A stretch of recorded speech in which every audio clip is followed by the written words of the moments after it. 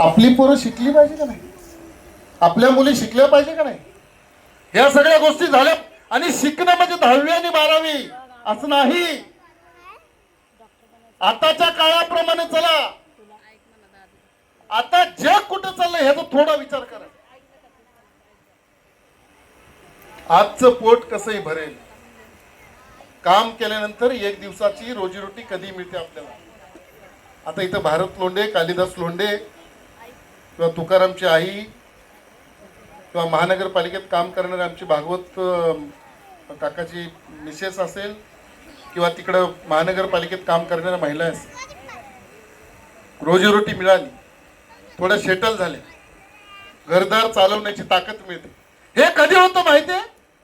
राजूची आई असेल, राजू जाधवची, हे कधी होतं आपल्याकडं? साहेब इथं विश्वनाथ मुदगुल आपला जुना कार्यकर्ता होता, तो वारला. नंदुशेठ तुम्हाला माहित आहे विश्वनाथ, त्याची मिसेस बसली समोर. किती वर्ष झालं बहिणी नवऱ्याला वाढून?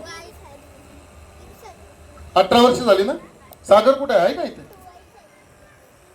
ते तिकडे बसलाय सागर.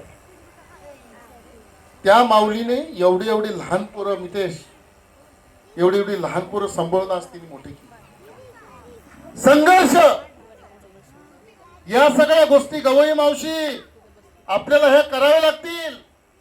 कोणी तुम्हाला मांडीवरती आणून किंवा तुम्हाला मला कोणी सांगणार नाही.